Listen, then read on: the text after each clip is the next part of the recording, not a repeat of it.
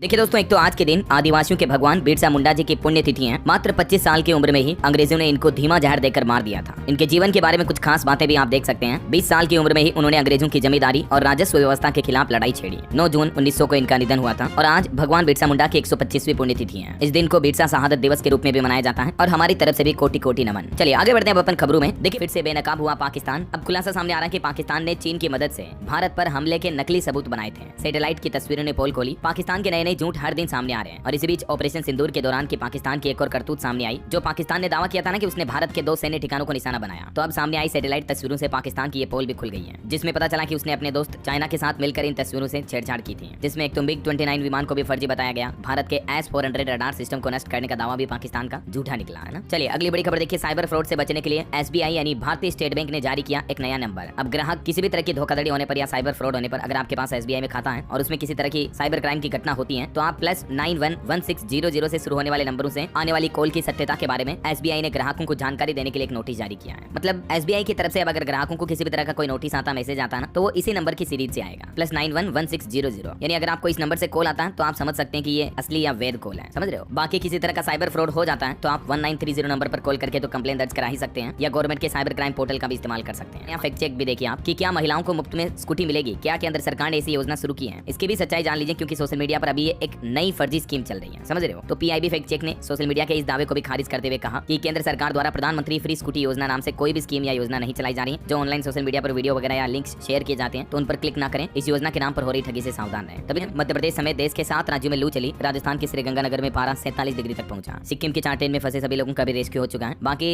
भारत में 2 दिन से तो तेज गर्मी पड़ रही है और भी अगले 24 घंटों के दौरान मौसम विभाग की क्या क्या चेतावनी मैं आपको आगे बताऊंगा पूरी जानकारी। फिलहाल देखिए अगली खबर। राजस्थान में भी गुर्जर समाज के लोगों ने ट्रेन रोकी। 2 घंटे बाद ट्रैक से हटे। महापंचायत खत्म होने के बावजूद विरोध पर अड़े थे। राजस्थान के भरतपुर के पीलूपुरा में ये ट्रेन रोकने की घटना देखी गई, जबकि सरकार और संघर्ष समिति के बीच इन अहम मुद्दों पर सहमति भी बन चुकी है। आरक्षण वगैरह को लेकर ये मामला चल रहा अभी। चलिए खबर देखिए। क्रिकेटर रिंकू सिंह और सपा सांसद प्रिया की सगाई पूरी हुई। रिंग पहनकर रो पड़ी प्रिया। इनके एंगेजमेंट सेलिब्रेशन में अखिलेश यादव, डिंपल और जया बच्चन भी मौजूद रही। ये कुछ तस्वीरें आप देख सकते हैं। मेनी कांग्रेट्स रिंकू और प्रिया को। चलिए अगला अपडेट देखिए। हरियाणा में 5 नए जिले बनने में रुकावट आ सकती है। जाति जनगणना के फैसले से मुश्किलें बढ़ी हैं और क्योंकि कई शहर भी पैरामीटर में फिट नहीं है, तो 4 ऐसी वजह सामने आ रही है जिनके चलते नए जिले बनने में रोड़ा पैदा हो रहा है। और वैसे हरियाणा वासियों के लिए एक और अच्छी खबर है। हरियाणा के हिसार से चंडीगढ़ के लिए भी पहली फ्लाइट सेवा आज से शुरू हो जाएगी। किराया और शेड्यूल भी जारी हुआ। 72 यात्री एक बार में सफर कर पाएंगे। मुख्यमंत्री नायब सिंह सैनी इस नई विमान यात्रा सर्विस को हरी झंडी दिखाएंगे। 9 जून से ये इस रूट पर फ्लाइट सेवा शुरू होगी। अच्छा, हरियाणा में कुदरत का एक अनोखा करिश्मा देखिए दोस्तों। महिला ने एक साथ 4 बच्चों को जन्म दिया। 2 लड़के और 2 लड़कियां हैं। पति भी बोला कि ये तो चमत्कार हो गया। हरियाणा की सिरसा का ये मामला है, जहां एक 24 साल की महिला ने एक साथ 4 बच्चों को जन्म दिया। और अच्छी बात यह कि सभी बच्चे और महिला माँ पूरी तरह से सुरक्षित है। इस माँ का नाम है रज्जो। Many congrats. चलिए अगली बड़ी खबर देखिए। सुप्रीम कोर्ट ने कहा कि संरक्षक ही अगर लुटेरा बन जाए तो सजा देना जरूरी होता है। ये बयान देते हुए एक ITBP के जवान की बर्खास्तगी को बरकरार रखा, जिसने 20 साल पहले एक केस लूट की घटना को अंजाम दिया था। जब जवान होकर ऐसी घटना करा तो सुप्रीम कोर्ट ने कहा कि संरक्षक ही लुटेरा बन जाए तो फिर क्या कहोगे आप इसे। ये तो वो बात हो गई कि बाढ़ ही खेत को खाने लग जाए तो फिर रखवाला कौन होगा, है ना। चलिए खबर देखिए। पंजाबी गायक सिद्धू मूसेवाला की डॉक्यूमेंट्री पर विवाद चल रहा है। उनके पिता ने चैनल को लीगल नोटिस भी भेजा। DGP को भी पत्र लिखा और कहा कि मुंबई में स्क्रीनिंग रोकें। वहीं भारत से एक चौंकाने वाली रिपोर्ट सामने आ रही है कि सिगरेट पीने के मामले में भारत दुनिया भर में दूसरे नंबर पर है, जबकि स्मोकिंग से हमारे ब्रेन ट्यूमर का रिस्क बढ़ जाता है और वे स्मोकिंग यानी धूम्रपान की वजह से कई बीमारियों का जोखिम बढ़ता है। तो इसलिए इन गंदी आदतों को आज ही छोड़ें। चलिए अगली बड़ी खबर देखिए। अमेरिकी के दोस्तों, बीते 24 घंटों में हमारे देश में 6 मौतें हुई। कई हजार अभी मामले सक्रिय चल रहे हैं। कोरोना का प्रकोप लगातार जारी है। कुल मौतों की बात करें दोस्तों तो पिछले 9 दिन में कोरोना से 58 मौतें हुई, जबकि 3423 केस भी बढ़े हैं। अकेले केरल राज्य में ही सक्रिय मामलों की संख्या 2000 से ऊपर पहुंच चुकी है। गुजरात में भी काफी मामले आने के बाद सरकार अलर्ट मोड पर हुई और अभी देश भर में तो कोरोना केस के मामले 6000 के पार पहुंच चुके हैं। और भी डिटेल जानकारी है भारत के मानचित्र में आप देख सकते हैं। अभी हमारे देश में कोरोना के कुल एक्टिव केस 6133 चल रहे हैं और कुल मौतों की संख्या 65 पहुंच चुकी है। कुछ अलग अलग राज्यों के आंकड़े भी आप देख लीजिएगा। राजस्थान में भी कोरोना से दूसरी मौत हुई। पाली में एक नर्सिंग कर्मी संक्रमित पाया गया। अस्पताल में इलाज के लिए भर्ती हुए थे। मरने के बाद पॉजिटिव आई इनकी रिपोर्ट। वहीं महाराष्ट्र में भी कोरोना के एक्टिव मामले बढ़कर 607 पहुंच चुके हैं। और यूपी लखनऊ में भी फिर मिले कोरोना के 2 नए मरीज। एक 22 वर्षीय युवती और एक 61 साल की बुजुर्ग महिला संक्रमित पाई गई। अब 7 एक्टिव केस चल रहे हैं यूपी लखनऊ में, है ना। ओके, और चलिए कोरोना के बाद कुछ और बड़ी खबरें देखते हैं फटाफट से। देखिए असम राज्य में बाढ़ और भूस्खलन में मरने वालों की संख्या बढ़कर 26 हुई है और बाढ़ प्रभावित लोगों की संख्या अभी 2.5 लाख से हो चुकी है। इसके साथ ही दोस्तों अभी जो अमेरिका और भारत के साथ भी व्यापार वार्ता चल रही है, तो इस पर भी हमारे देश के केंद्रीय कृषि मंत्री शिवराज सिंह चौहान का कहना है कि किसानों के हितों की रक्षा करेगा भारत इस व्यापार समझौते के दौरान भी।